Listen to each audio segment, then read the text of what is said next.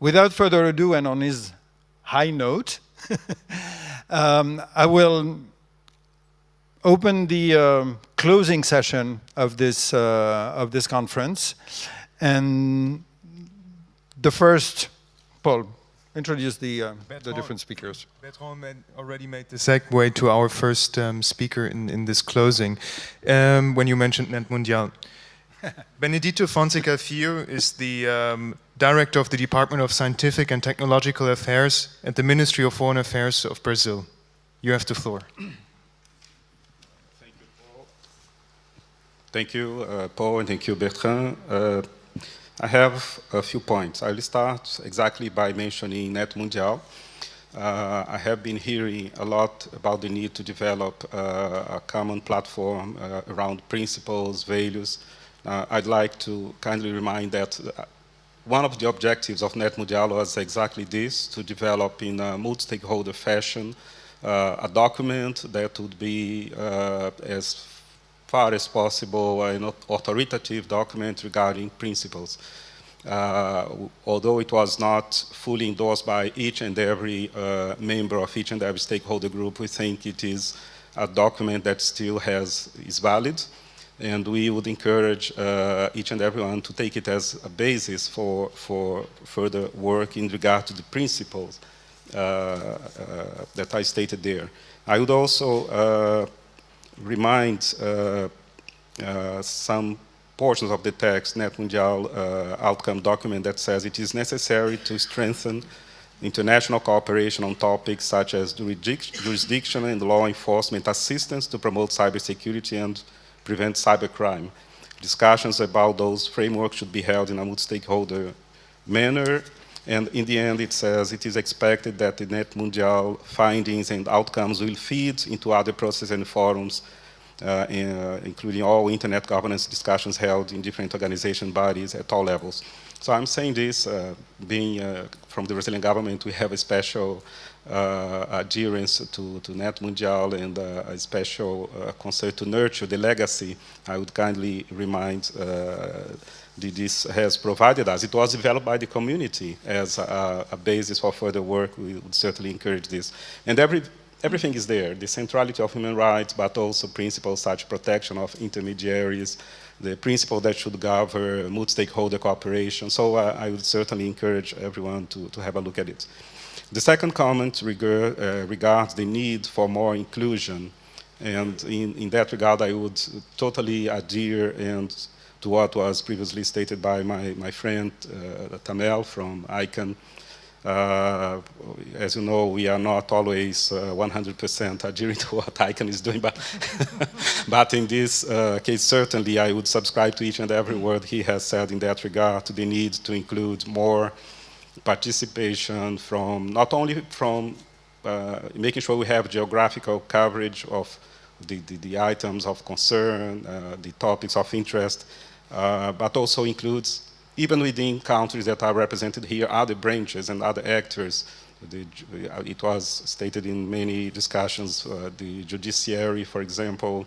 We must recall that governments are not monolithic, that even inside government there are differences. So it is important that in this multi-stakeholder discussion we make sure to be as inclusive as possible. My third comment refers to the notion of the multi-stakeholder approach and how it would apply here. My country, as you know, we are fully behind the major consensus that as we see that emerged from the WSIS process, that are the need to ensure multi-stakeholder approach and make it a reality in each and every process. So it is important to ensure full participation of all stakeholders in their respective roles and responsibilities. We think when we address those two notions together, that might seem to be a diplomatic formula. It is, but we think it is a very lucky formula, because when we say full participation of all stakeholders in their respective roles and responsibilities, in our view, and I know this is not a consensus view, it implies the need to look at different topics on the discussion, and there will be no one-size-fits-all solution. we would need probably different configurations, different mix of participation among the different stakeholders in addressing different topics. For example, for critical resources, certainly we would have governments in a less prominent role, but in regard to cybersecurity, fight against cybercrime, that might be the opposite. I'm saying this because I think we have touched and we have focused 3 streams of work here. And in regard to those 3 streams, I certainly would agree that some notions like self-regulation might apply in some cases. But in other areas that relate to jurisdiction, certainly that would not be the case. Outside of this room, this is an expression we have been using, I think it would be very strange to some people to hear that by addressing some jurisdiction-related topics, we would defer to self-regulation from industry. I think that would not fly at all in many circles outside of this room. So it is important to make sure that we, as we address different topics, and I see that this initiative will flourish, we hope this will flourish and include other areas, that there will be a concern to take this into account for different topics, maybe different configuration, different actors would need. And we should not, in the limit, be concerned if in some particular case there is the identification of a need for intergovernmental interaction or even an agreement there in some areas. That was done by the Council of Europe in regard to cybercrime. And this is, I think, consistent with the overall view, consistent with the multi-stakeholder approach, and we don't see a difficulty. We think the beauty of working in a multi-stakeholder fashion is to make sure that all the sectors are there in mutual recognition, mutual acceptance, and the solutions we can craft together are the ones that will serve all, even if they have a more or less governmental substance. And my final comment, and I apologize for taking so long, is that having said all that, I'd like to congratulate you, Bertrand, Paul, your team, and all those who have come here for the very fruitful discussions. I think this was a very good start for this focused effort in regard to internet and jurisdiction. We would certainly like to see some of the concerns that were expressed here regarding transparency, best practice compilations to develop. We would certainly support the need to preserve ING as a platform for future discussion around this. And one also comment I'd like to make in regard to other bodies that should be involved, I would certainly very strongly support that IGF should also be very much involved. It is not excluded. I think ICANN can also develop work in that regard, but again, ICANN has a very particular work around some very particular, we see this ING program to encompass many other topics than this. So but those would not be excluded efforts, but we would certainly support that IGF should be engaged and in dialogue with your, and I know this is already your intent, so I'm just referring to something you are already planning to do. So thank you very much. Thank you for inviting me, for being here, and thanks to you all. Thank you.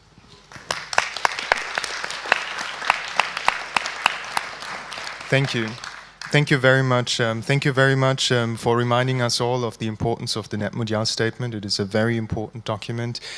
Something I forgot to mention when I introduced you, you were also a member of the advisory group for this conference, so thank you for this. Regarding the IGF, I take the opportunity, we have mentioned this again here in the room, there will be an INJ open forum on the first day of the IGF at 9 a.m. and we hope that all people here in the room who will be in Mexico for the IGF can attend. With this, I would like to go to the next speaker, which is Chinmayi Arun. Chinmayi Arun is the Executive Director of the Center for Communication Governance of the National Law University in Delhi, and she is a member of our INJ Observatory, and she was also a member of the advisory group of this conference. You have the floor. Thank you, Paul. So as I was on my way here, I was thinking how ironic it is that we discuss jurisdiction and borders, and the physical borders between our countries exist very much, and they can affect participation from people who live in countries that are not great with visa processes, among other things. It also affects whether meetings can be held in these countries, and I think that both are serious issues worth just noting. I think it's really unfortunate that I missed yesterday because I was really looking forward to being a part of it, and I see that you've collected a set of people with whom you've had very concrete and very valuable discussions. So I heard a lot of great identifications of concrete ways forward, like the fact that you could use transparency and accountability, and specifically that we could identify and focus on technical processes that I think a lot of us that work on human rights tend to find boring and ignore, but that can have an avalanche effect on human rights in the future. So the MLAT process, I thought, was a great example of this. I think one of the fantastic things that both of you have done is brought together this very multi-stakeholder discussion, one in which governments are able to identify what it is that sometimes prevents them from engaging. Specifically, that helps when we're engaging with governments that may not, for example, be a part of this room. One of the fantastic things that I have seen Bertrand and Paul do over the years that we've worked with them is to create an empathetic space where people that are in government but not able to engage visibly for various reasons are able to voice their concerns. So for example, every time they have held a meeting in Delhi, there's always a senior member of government that is a part of the meeting and that considers this process valuable enough to participate in it. And so I want to commend you for taking the effort right from the start to hold meetings around the world and to include governments that are not on the face of it, in keeping with all of our values, but as you have demonstrated by taking the trouble to make it safe for them, that are actually open to these conversations as long as one is willing to engage with the things that they worry about. That said, I also feel like a lot of the things that we've started discussing here are exactly the kind of things that bring these sort of borderline governments to the table. And so I would never underestimate the effects of cross-border progress in human rights. When Europe comes up with its data protection regulations, what happens is that people in India are able to argue for privacy law because it's now necessary given what Europe has done. Once the US has law that contains data breach notifications, the fact that this is possible creates a very concrete demand that we can make in our countries when databases are created. And a tool like Retrospect that you've created is really valuable because it documents all of this. And as Carlos says, it offers concrete ways in which one can have conversations and say, hey, we're asking for something very simple. This country did this. And so I would encourage everyone not only to use Retrospect and to read it regularly, but also to contribute to it. And it's simple. You just tag it iJurisdiction on Twitter every time there's something new that happens in your country. If the process has changed, then I'll leave it to Paul to correct me.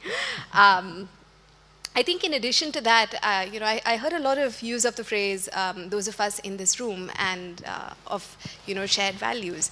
I think there is a lot that we have in common, but I see a lot of friends around this room that I argue with frequently.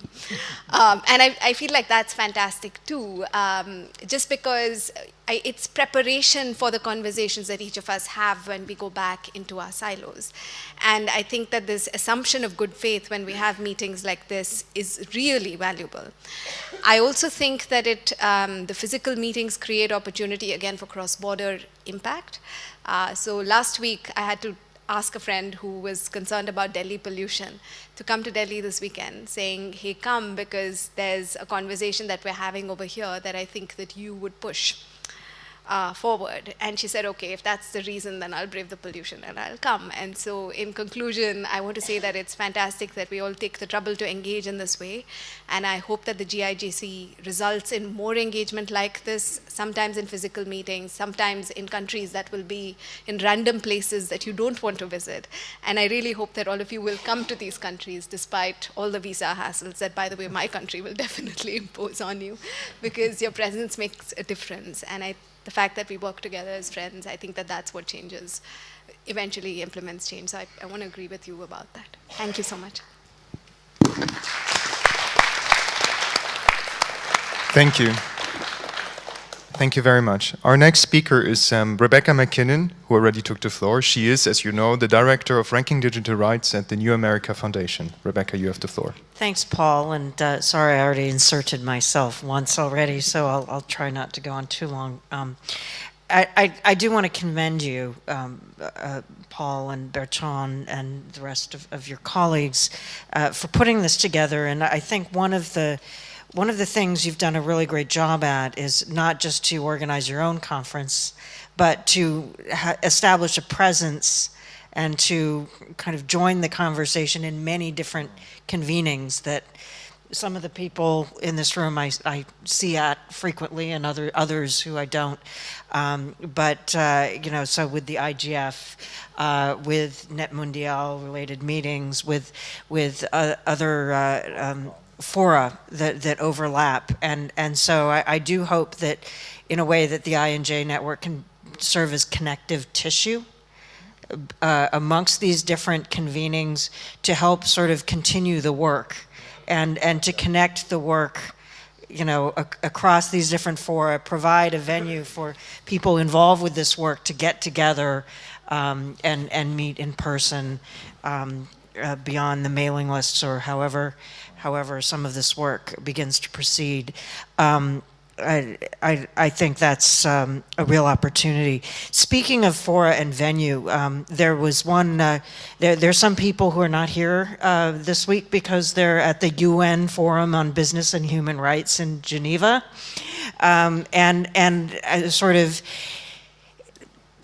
I'd actually like to use the opportunity because I'm getting a lot of emails and tweets from people I know who are there who might otherwise have been here. This is some company people and so on. That you try to connect with the business and human rights community a bit more, both on the government side, on the company side, and the NGO side. The issues we're dealing with are issues that relate to the interplay between governments and private companies and of course the civil society actors that are also stakeholders in this.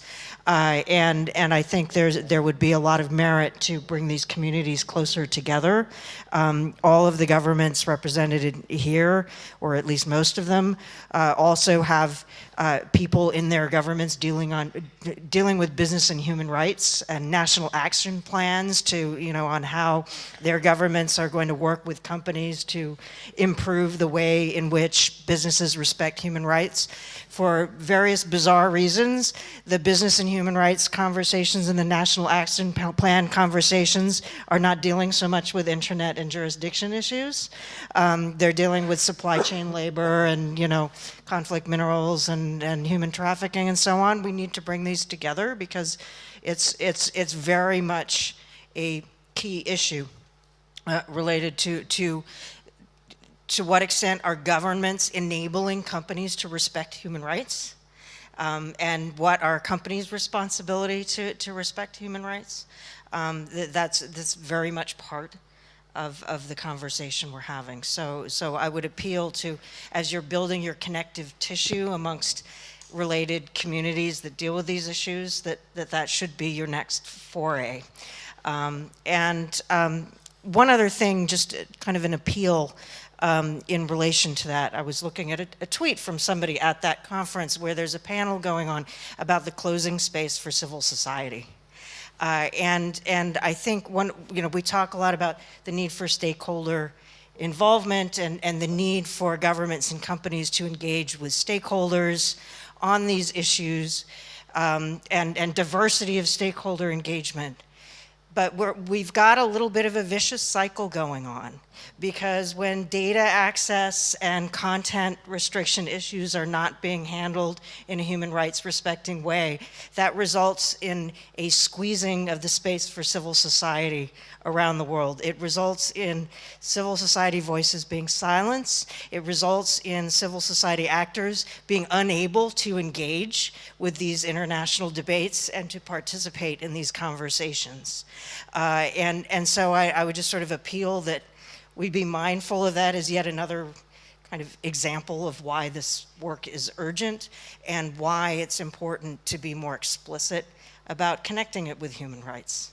Because if you're going to be multi-stakeholder, you have to be assertive about your belief in the right of stakeholders, non-governmental, non-corporate stakeholders, to engage. And so with the first work stream, let's be explicit. Article 12 of the UN Declaration of Human Rights, Article 17 of the ICCPR. Let's be explicit, Article 19 in the second work stream. I think this is very important, and we can't afford to, I think, beat around the bush about what's really at stake here. Thank you.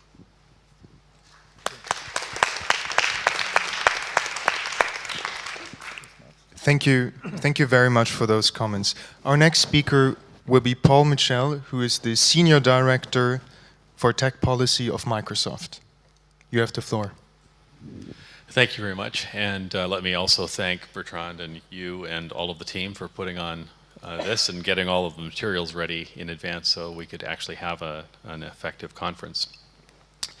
I note that while we agreed early on at the beginning of the conference that rights offline basically should be the same as online, and that the Universal Declaration of Human Rights is sort of a foundational document, we also acknowledge that there is no universal interpretation of that document. And while most of us here would probably agree that freedom of expression is a fundamental value for the EU and the United States, there are substantial differences between the EU's Article 10 and the United States First Amendment. And I suspect that neither side wants to swap.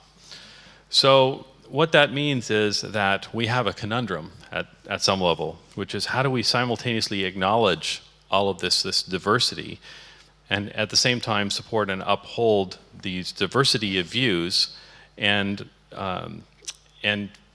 allow the internet to move forward while minimizing the tensions that this diversity of views creates. Now, this project and its sort of support with the observatory have been great at pulling together very thoughtful discussions like this one here. I think everybody who's been here for the last few days has learned something, gotten a little bit of a different perspective, and overall that's very positive. But as one of the major platforms on the internet, we have a real interest in trying to get these things right. We have over 1 billion customers, over 100 data centers, and we operate in 122 countries. We have a mission to empower every person and organization on the planet to achieve more. None of that can be achieved, actually, if we don't have a rational and consistent and well-understood regime of behavioral standards, effectively, and process standards that's well-grounded in law with due process and appropriate safeguards everywhere that we operate. So opportunities for academic discussion, like we've had across boundaries here, they can help to foster understanding, but it's not sufficient. And what I would like to do is just throw a little stimulation in to answer the tagline of the closing session, which is essentially how do we move forward? And I think the time is now to move from discussion and cataloging to implementation and action, right? And to do that by leveraging the multi-stakeholder model, which gratefully everybody here has said something about the multi-stakeholder model. So let's leverage that moving forward, but address the governance of the internet and on the internet within their respective boundaries. So for the global system, it's important to understand and reconcile the objectives of the different stakeholders. And this sort of reconciliation has a specific implication. It means that we're not trying to make everything the same. It means we are going to seek to understand and find the right ways to work within the cultural and values-based norms. So yesterday, I was in the content the content section, and I observed that much of the discussion basically oscillated between process and values, and that where the tensions always seem to occur, the operational tensions, which a company like Microsoft has to deal with, all come where decision points arise that are values-based, and there's conflicts of values. So I'm not proposing that we resolve all these values by by coming up with a set of values. But I made two suggestions, and it was great that Wolfgang actually captured them in his notes earlier, and I'll make them here again as a way to move forward. The first was to develop this shared lexicon so that we actually, even amongst ourselves, just for the sake of discussion, we have a common vocabulary, recognizing full well that it will be difficult to get that common vocabulary socialized everywhere. But if we actually, because we discovered at least one point in the discussion yesterday, somebody said, "Well, we all know what this means," and the room erupted with, "No, we don't," right? So we want to make sure that for the sake of our discussions, we do have a common lexicon, and that's the first thing that we can actually create. That's a tangible work item, and we can build something from that. But second, and I think more importantly, is to actually work on a process architecture.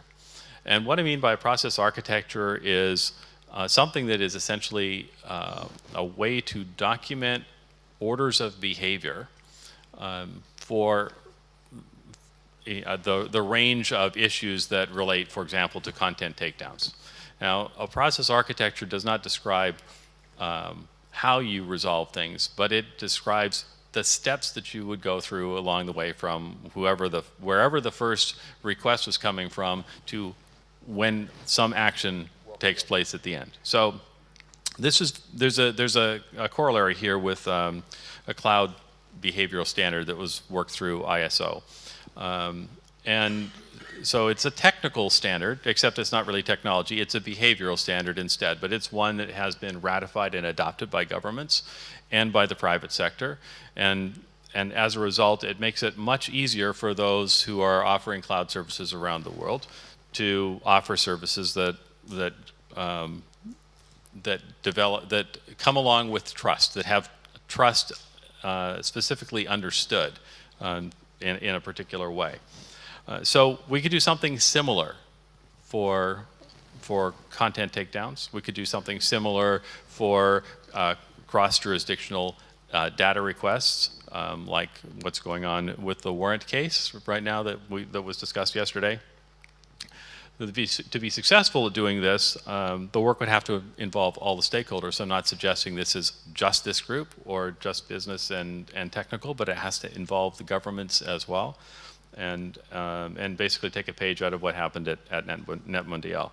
But I think that if we do that and supplement it with additional research of the kind that's been going on, we actually can move this process forward because it's something very concrete that's tangible. It moves it from a theoretical discussion that's very interesting to something that can be operationalized by those entities that are in fact entrusted with managing data and managing how that data is disclosed or not. So with that, thank you very much.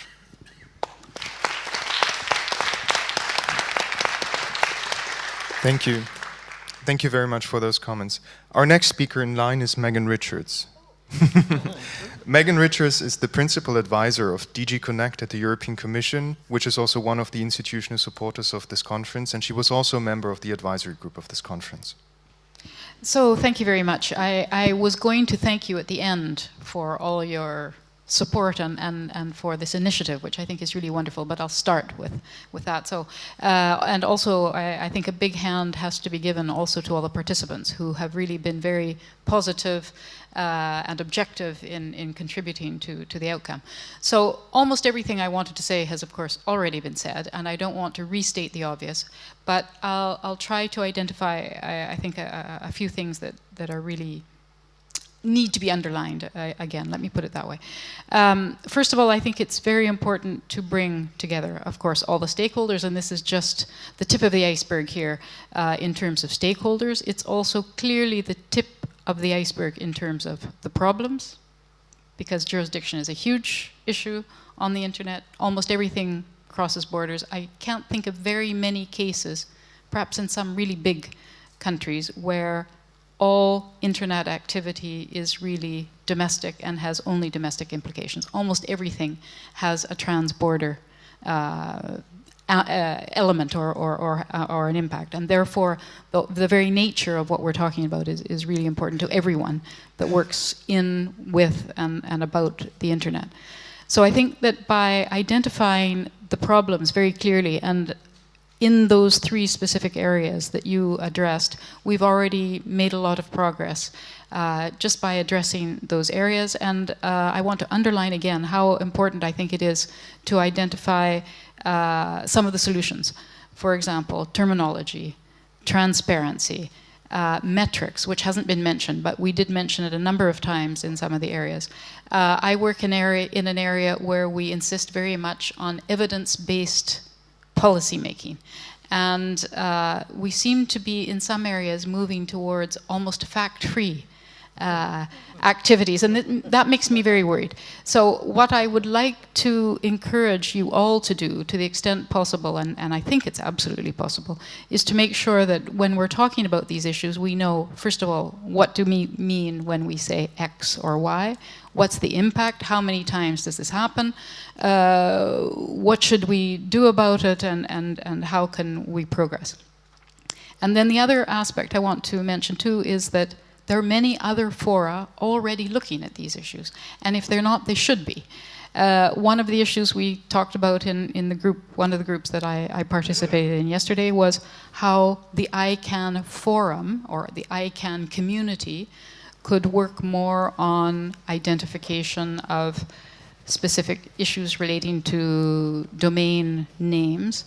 And of course, a number of people said, but that's not in the mission. This would mean that we would go beyond the ICANN mission. That's not the point. The point is that the ICANN corporation, of course, has a specific mission. But the ICANN community is much broader. And the meetings provide a perfectly good opportunity and a forum to discuss some of these issues that help to ensure the stability and security of the domain name system, which is part of the mission. So I think we have to be a little bit more open in the way in which we look at these things. We shouldn't try to reinvent hot water, as you say in France. We should also do, as Benedicto proposed very clearly and very eloquently, that there are many different layers and very different combinations of groups and stakeholders that can work very well together. We also have a very good word for this in French that we use in Brussels, which is called, I'll translate it into English, it's called variable geometry, which means that you adjust according to certain circumstances. We have this also in European law. We have directives which give basic principles, but then they have to be implemented according to national principles and national laws, and other kinds of laws which are applied directly. So in the digital single market, which is one of the things that we're working on in Europe, it's not to develop Fortress Europe. We have to deal with 28, for the time being, national legislations, and try to make sure that our offline digital internal market also works properly online, and this is a challenge for all of us, and many of you in this room know about this particular issue. So I'm just trying to think if there's anything else I've missed. Yes, a couple of other things. So the role of this conference and the Internet and Jurisdiction Observatory, I think, is particularly useful to bring together some of these other existing fora and make sure that the conversation takes place as I think, Rebecca, you said it, a connecting tissue. We can't repeat and reproduce everything that's going on in other places, but to bring it together here, I think, could be something that's very useful. So if we work on the basis of facts, information, metrics, clarify what we're talking about, we will really make a lot of progress. And the work that you have done is already very useful. I want to also suggest that it be brought into the context of something we call the Global Internet Policy Observatory, which is something the Commission has been developing to try to make internet governance more accessible to less resourced stakeholders, let's call it that, people who don't have the same access, and the kind of work that you're doing will help in that context too. And I look very much forward to the work that Benedicto is pursuing in the working group on enhanced cooperation as well. It's another area where I think we can probably make a lot of progress here. So I encourage all of us to think about how we can work harder, better, and together to progress this activity. Thank you again.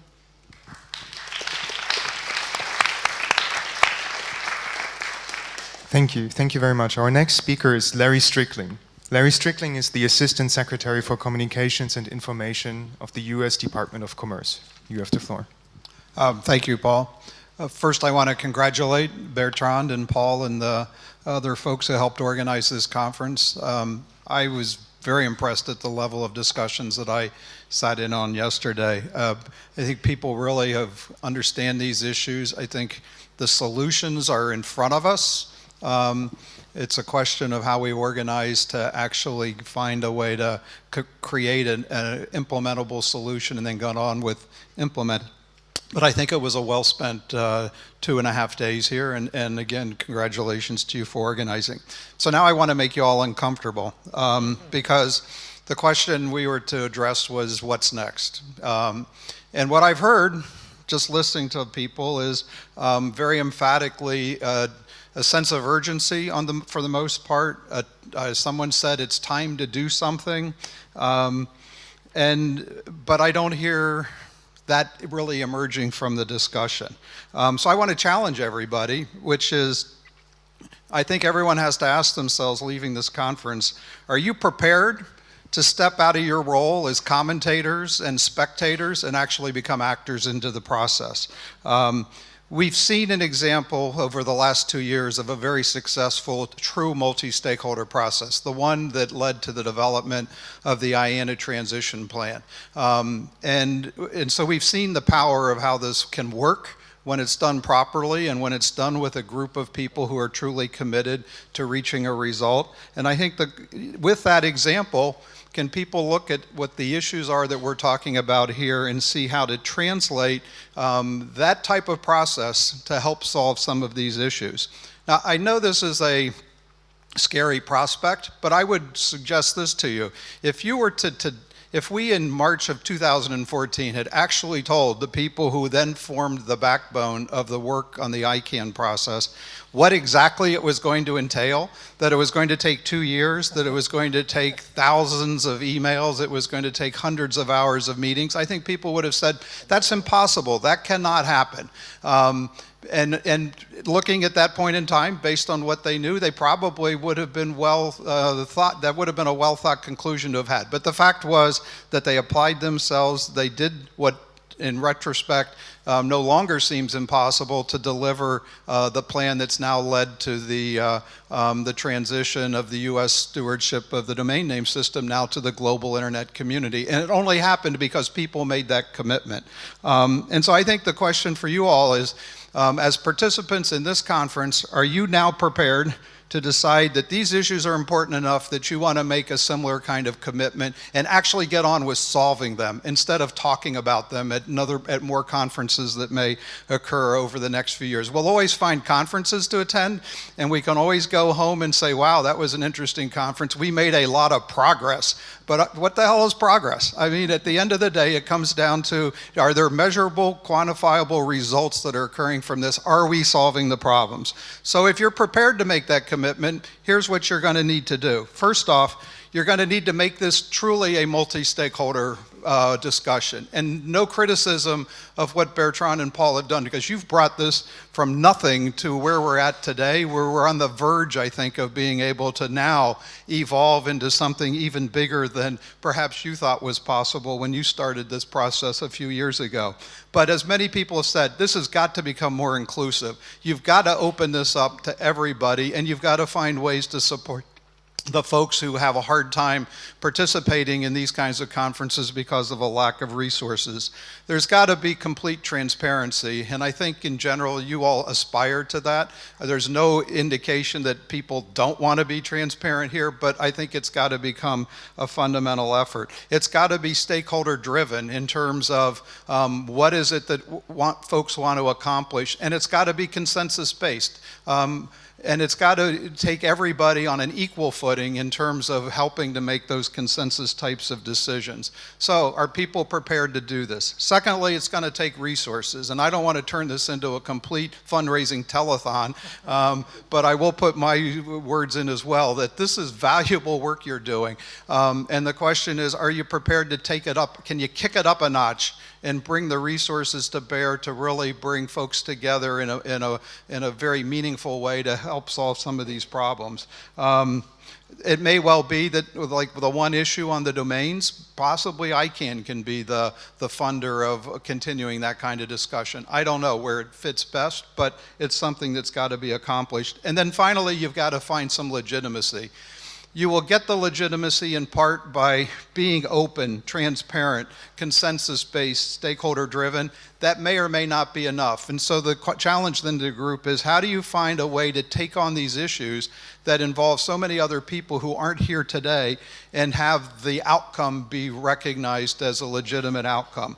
Part of that may be a suggestion that AMAC made earlier, which is all of a sudden we're not focusing on the relationship between these institutions and the users. We're talking about going to third parties to have them compel users to do things. All right, well, let's get out of that box. Is there a way to look at these issues so that we are focusing much more on the relationship between the institutions, the registries, the registrars, the ISPs, the platforms, and the users, and be able to construct a system and a set of rules and a set of procedures that maybe doesn't require intervention by a third party every time? If you could just offload some meaningful percentage, 25, 50% of some of these issues away from the current process that has to involve governments, I think people would think that's a massive change, that's a massive step forward, and it's something one can aspire to without having to try to solve this problem for all purposes, for all governments, for all people going on. The other idea that came from Rebecca, I guess I should call you RMAC, because we have AMAC and now RMAC, is find a couple of governments who want to play and work with them to develop these as pilots. But let's get on and actually get these ideas made more concrete and to a point where we can actually implement them. And again, you all control this. There's too much of a sense that there's somebody outside this room or some process outside this room that's the ultimate decision maker.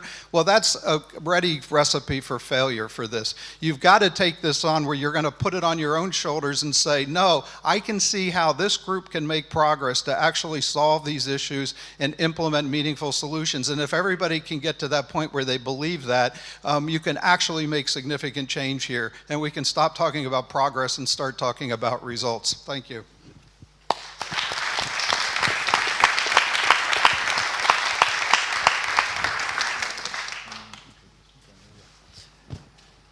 So it's my pleasure now, as a final closing speaker, to introduce Nicolel Riviere, who is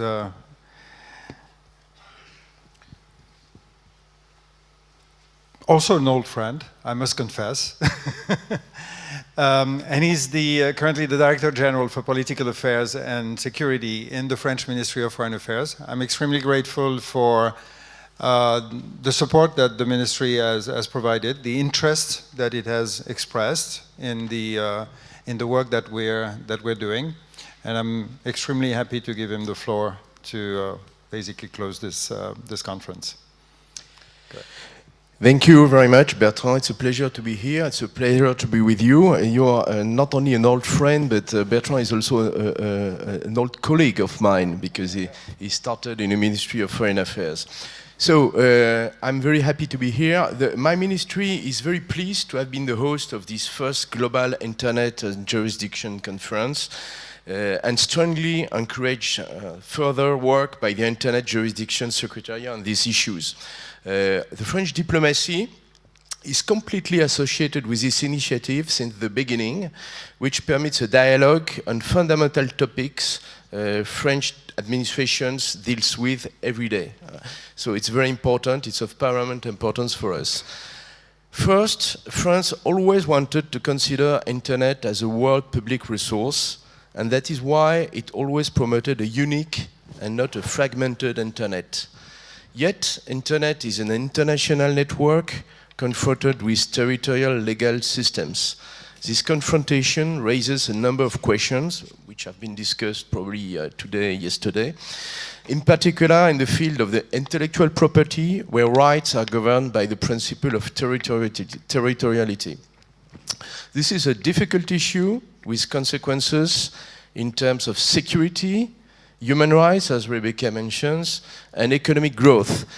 How national jurisdiction should apply to the cross-border internet is a challenge for all actors, governments like myself, ourselves, and our colleagues from the Department of Commerce, businesses, technical operators, and civil society as well. Solving this major question of jurisdiction on the internet is key to the development of a digital society that is respectful of human rights, promotes innovation, and ensures a trustworthy environment. A collaborative effort is needed to develop appropriate transnational cooperation frameworks between public and private actors, notably internet platforms, and the French government is already committed in this collaboration, in particular regarding cybersecurity, which more and more is a top priority for my government. We are greatly interested in your works, indeed, and in answers that could be found. How police services acting under the control of judges can have access swiftly to a user's data who is suspected to have organized massive killings in Paris. This user may be a French citizen, a Belgian citizen, a Syrian citizen, and can live in another country. We heard about your multi-criteria test. Well, this is our test. How do we make sure that the nastiest content, images of hostages beheaded, will not be seen in France at all? And how do we make sure that we can work with platform ban those contents? The mutual legal assistance system has to be reviewed, and it has not been designed for criminal investigation related to internet and do not permit the efficiency of government's actions. Too slow, too procedural. A close and ongoing dialogue is taking place with major internet platforms concerning these issues, and it must be strengthened. Moreover, if discussions concerning new approaches on legal cooperation is welcome, existing legal instruments must not be forgotten. Therefore, we want to encourage the larger number possible of governments to benefit from the Budapest Convention on Cybercrime and to organize procedures according to its principles, as we think it's currently the most efficient mechanism. My government understands perfectly the concerns of civil society about human rights, transparency, it has been mentioned today. On this matter, our action is unquestionable. If needed, we can improve that aspect, but the point is to make it work. We also heard the concerns with governments' behavior, therefore we ask the names of these governments. France cannot be compared with governments infringing human rights. It's different. To conclude, it's important that our discussion, your discussions, reach operational conclusions. After all, it will only be propositions. Only governments have the legitimacy to protect citizens, defend the public interest, and enforce the law online.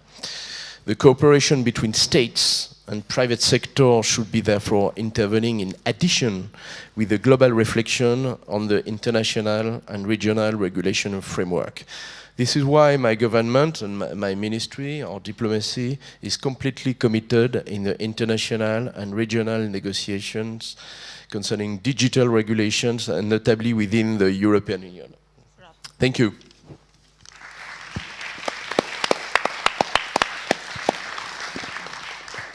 Thank you very much. With that, once again, from the bottom of my heart, thank you for the time you've taken for having come here. I want to take also the opportunity to express our thanks to the advisory group that has helped this, the preparation of this conference. I want to also thank the efficiency of the staff here in this convention center, and particularly the patience of Monsieur Marcia and Madame McKinnon, who have been of a great help. And the most important thing is that I want to thank, and I want you to thank the team that is here, and I want you to come here. Paul, you come here. Colin, Andra.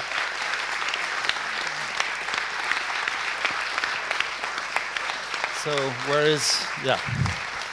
So, you know Paul. You have probably discovered Léa Richard,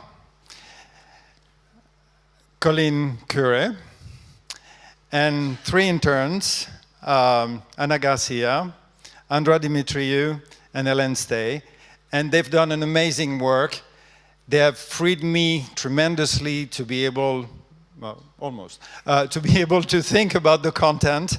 But they've done, all of them, under the guidance of Paul, an amazing job, and I really want you to thank them very much for the work they've done.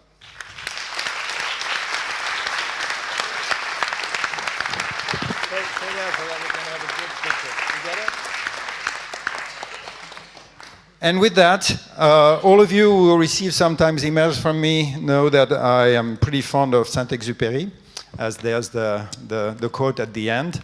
I want to share with you one, which may help you in the last days, or in the last hours when you come back home. And what he said was, when we talk about the future, the question is not to predict it, but to make it happen. So I hope that the spirit of those 3 days will carry, that we will carry it with you. May it be with you in the way back home, in the weeks and the months to come. We will have many opportunities to continue to work together, but please don't get submitted, and thank you, Larry, for the call for action. Don't get caught too much into the daily things that will come back on you with a vengeance when you come back home. So please keep the spirit of these cooperative exchanges, and thank you so much again, really, for being there.